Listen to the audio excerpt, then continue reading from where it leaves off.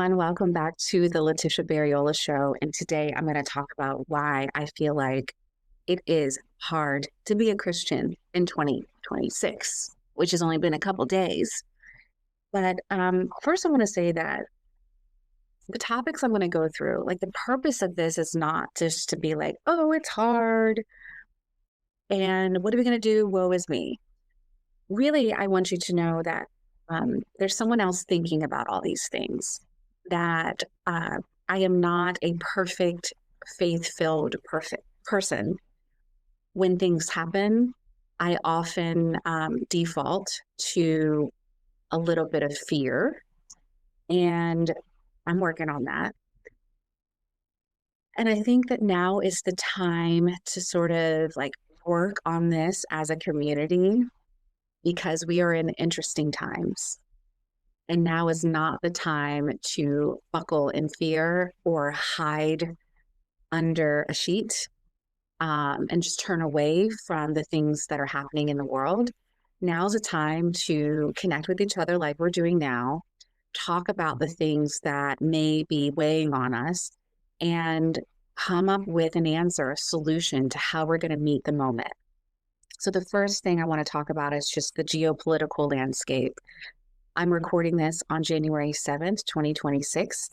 And if you're reading the headlines, you see that there is a bit of global unrest. It's been like this for a while, but lately it has felt like an acceleration of tension and of moves, bold moves being made by nation, by nation, by nation, by nation. And as a former news journalist, I'm paying attention to all of it. I'm reading the news from multiple sources, and I'm getting the facts without the commentary. And even when I do that, I can sense that the players are moving in position for something even bigger. And that can feel kind of heavy. I mean, just the other day, I read something and my stomach was in knots when I was done. My actual body was reacting to what I was reading because it was clear to me that we are being taken in a direction that doesn't feel very peaceful, let's just say that, or secure. And so I want you to know that as you're working through the headlines and things that are happening, that you're not alone and feeling like, what the heck is happening?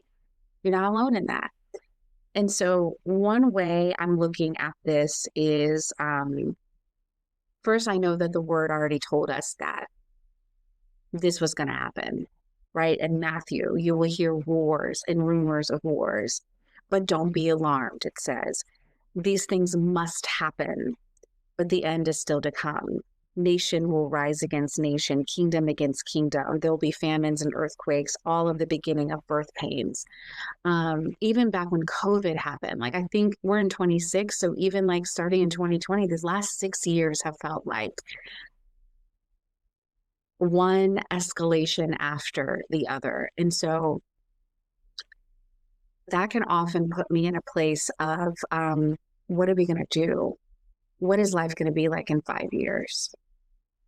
But the how I'm meeting that moment is to deepen my faith, is to go to God with my fears and my questions and block out a lot of the noise, the commentary about what's happening, and try to align myself with what the Lord is saying about these times.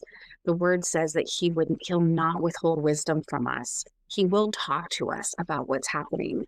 So in a way, this is like motivation to get super clear on how we can hear from God. Begin a practice of when we read the headlines, if it feels heavy, or if it feels like, oh, this is not going to be good for a lot of people, take that to God and say, what are we to do with this? Or maybe not even what are we to do, but God, give me peace about the times that we're living in. If you're raising kids like me, I have a 10-year-old and a 5-year-old. I do find myself often wondering, what is life going to be like for them? in 8 years when my son is 18. For us, we were getting ready to go to college. For him, with the rise of AI and with this geopolitical landscape shifting rapidly in 8 years, can you imagine where we are going to be? AI is changing the workforce. AI is changing the way we should, the skills that we need to have, the education that's going to be even worth something. Uh, and so I'm watching all of that carefully. And my 5-year-old saying, it's like, what are some of the things I need to be teaching them so that they are prepared for their future? Because their future, I think, is going to be very different from ours. So with this, I don't have a lot of fear. Like, thankfully, I feel like they're young enough where it's like, I got some time to figure it out. But you can best believe that my hand is on their back at night and I'm asking God to tell me specifically how to raise this particular child. What do you have in store for them, God? How can we raise them so they are prepared for the calling and the assignment on their life? Again, having that fear, holding that fear or that uncertainty in one hand, but then going to God specifically about that fear often, multiple times a day when that comes up, because I'm thinking about it all the time. The next part that feels particularly difficult right now is just the rise of all the Christian influencers and pastors and prophets. And it can be difficult to kind of know what is what and who is who. And with the addiction of phones and screens and content, it is harder to detach from the online internet, Bible studies. Um, and it's harder to not let that be your sole way of getting fed, because I don't think that's what God intends. I think that how we're supposed to be nourished and fed is through the church and through our personal relationship with Jesus, and everything else is supplemental to that. But the force is trying to get us on our phones and into even me. I'm one of those voices now added to the mix of, okay, I'm going to go get my word today. I'm going to go watch so and so. I'm going to go watch so and so. And we think that's going to be enough to sustain us. And I know that it's not. But I'm also acknowledging, gosh, it's so hard to not think that I ate a good meal when I watched that sermon. So for that, how we're kind of meeting that moment, and actually just talked to my husband about this last night, and that is we are going to commit even more to our local church.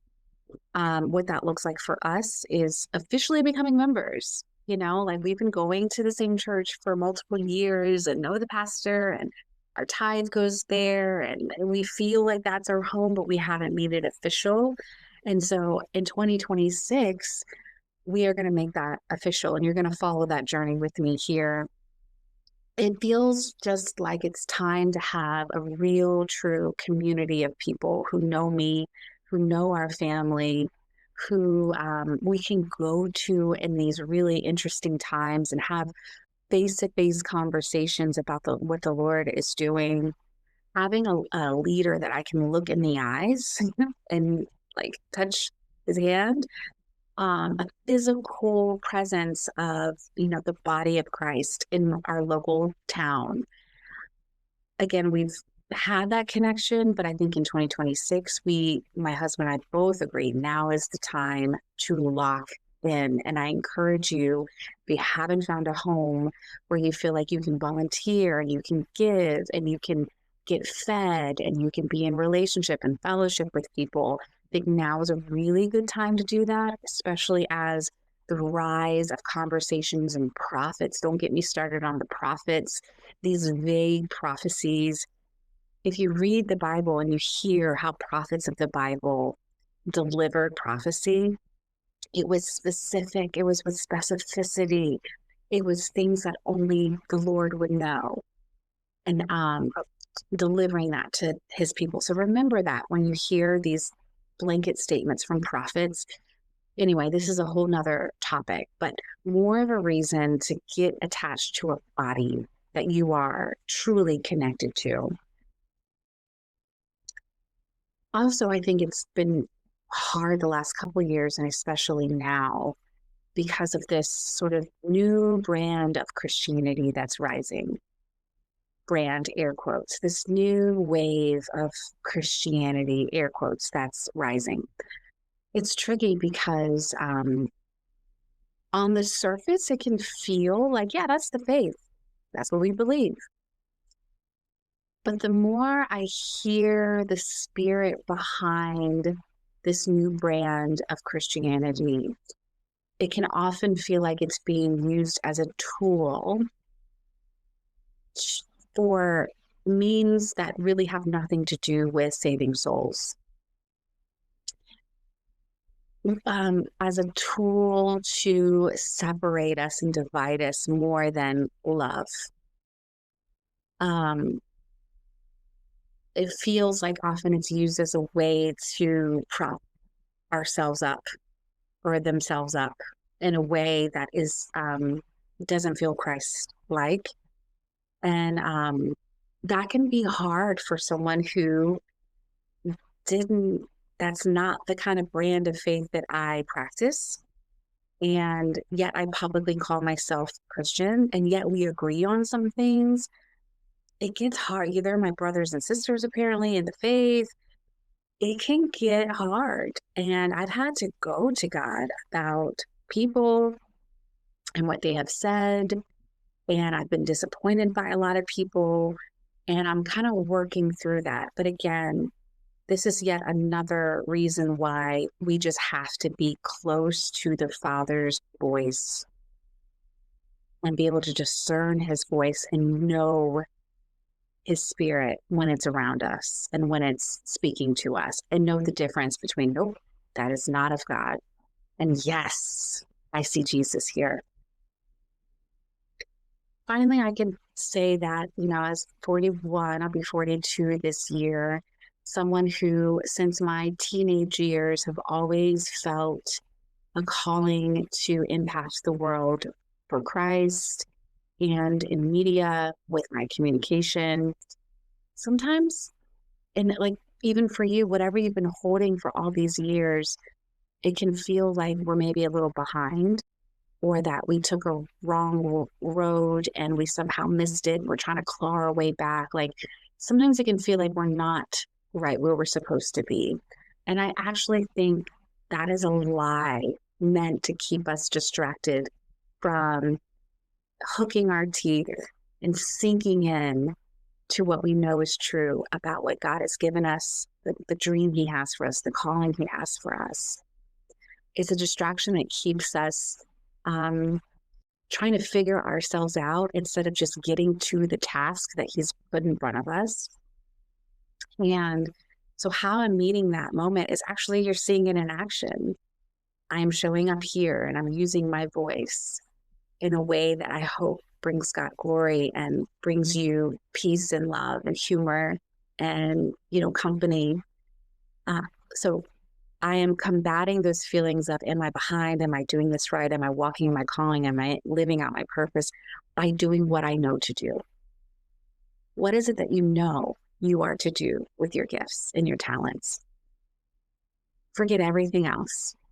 What's the one thing you can do today to start doing it? And I think that's a good way to end this video. I know there's a lot going on, and I know that there will continue to be a lot going on, and that we are facing unprecedented times. But my friend, we were born for this. We were made for such time as this. There's no mistake that we are here and healthy, able-bodied people in this time. So buckle up, baby. Let's see what God has for us in this time, because I think it's more than anything we've ever imagined. It's going to blow our minds how he's going to respond in this time. As crazy as these headlines can feel, as fast as things are moving, there is a God that has an answer to all of it, and he uses us to carry out his purposes. That is actually exciting. Let's get in alignment. Let's get in position. And let's make 2026 not a year of fear or of scarcity, but walk into this like we are called, we are in position, and we are ready. Okay. I'll see you back here soon.